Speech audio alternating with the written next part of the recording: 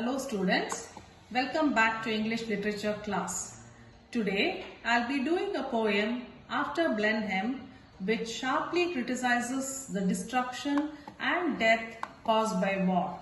This poem is written by Robert Southey in 1796, which is about a battle that took place in Blenheim, a village in southern Germany in 1704.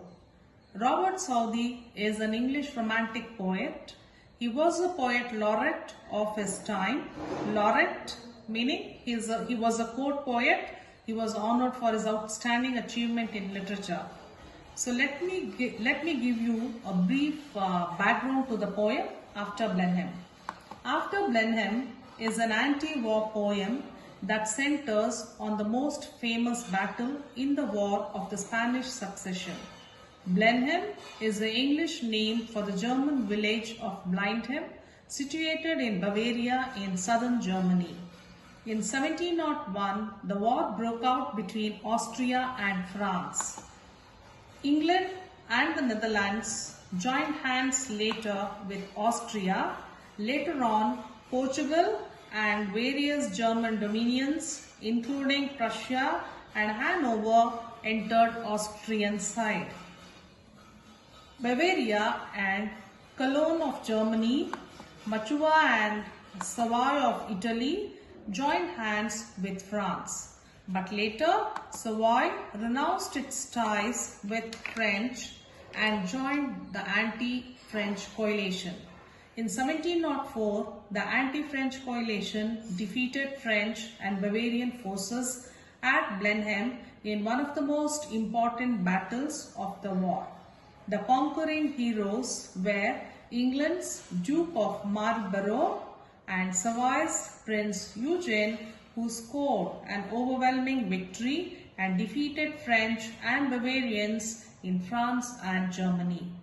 This poem is in a form of a ballad. A ballad is a long narrative poem that tells us a story. This poem has a simple plot and language. Robert Southey adopts an anti-war attitude in his poem. Anti-war poetry illustrates the horrors of warfare, the devastated landscape. Now let us start with the poem. Hope you all have a copy of your Treasure Trove textbook. Turn towards page 17. After Blenheim is a ballad which is separated into 11 stanzas. Moving on with the poem, the first stanza, After Blenheim by Robert Southey. It was a summer evening, old Caspar's work was done, and he before his cottage door was sitting in the sun, and by him sported on the green his little grandchild Wilhelmine. Now it was a summer evening. Children, I think you all know how summer is. You know the heat wave blows throughout the day, but gradually grows less in the evening. The evening hours are beautiful moments to reacquaint oneself with the garden.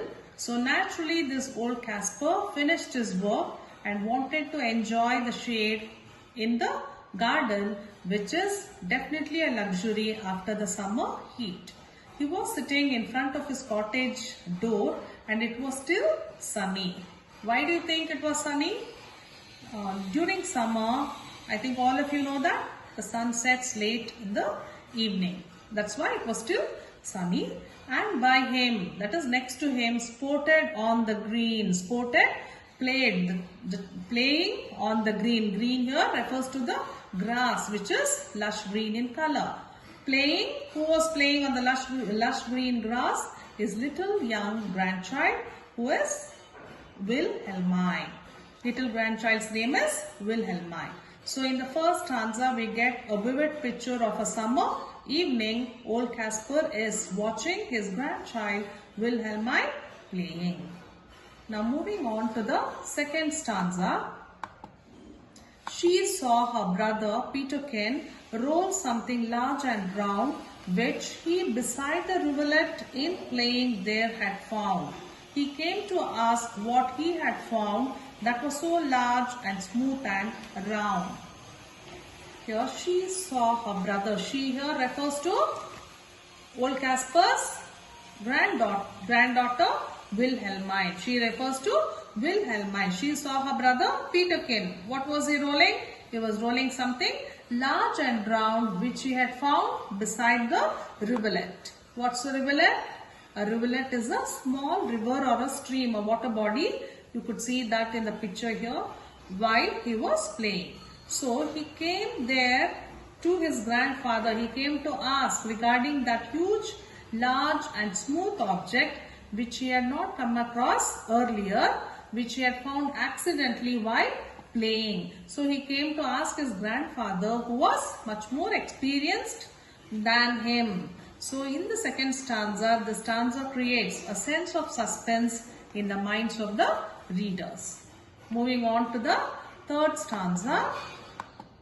Old Casper took it from the boy who stood expectant by, and then the old man shook his head and with a natural sigh, "It's some poor fellow's skull," said he, "who fell in the great victory." Now old Casper took it. It refers to the round object which the boy had brought.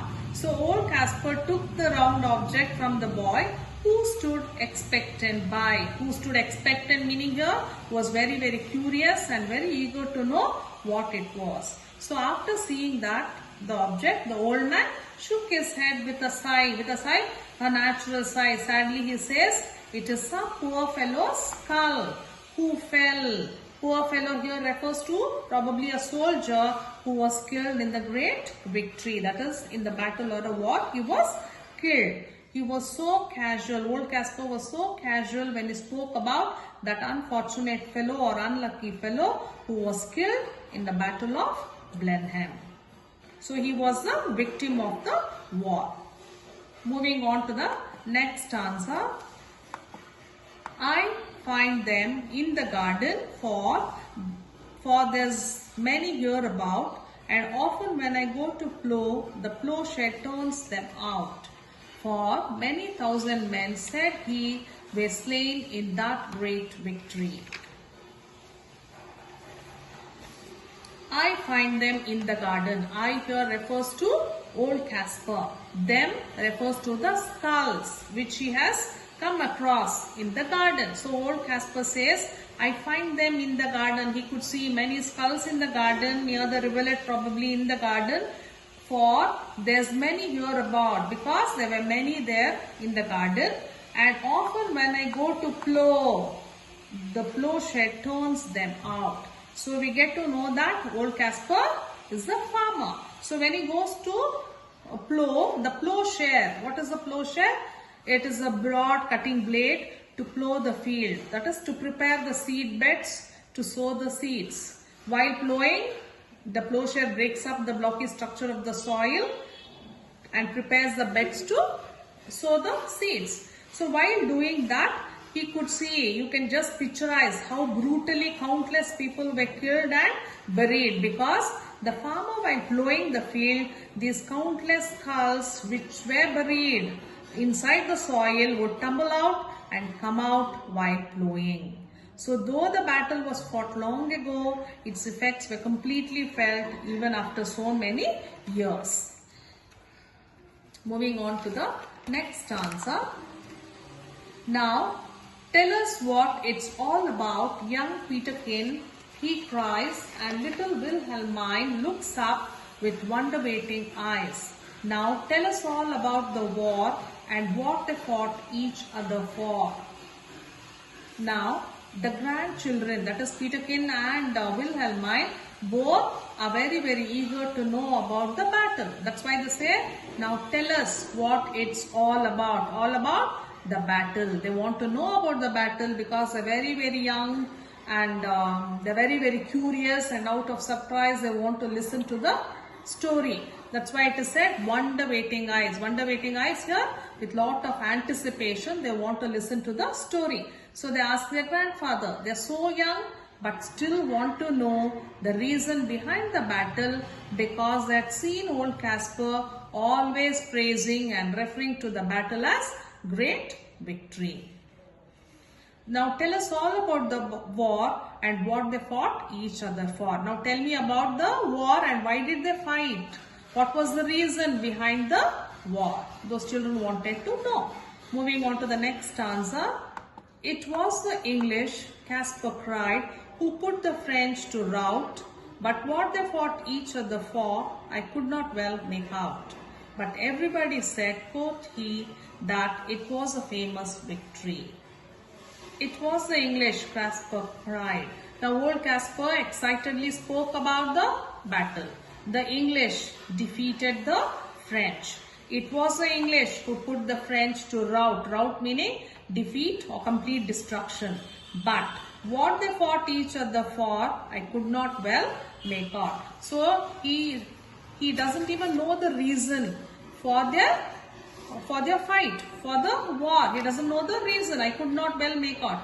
But since everybody said, everybody meaning the common people said it was a famous victory. So there was nothing constructive or positive about the war. Everybody, the common people, the state propaganda, all quoth he.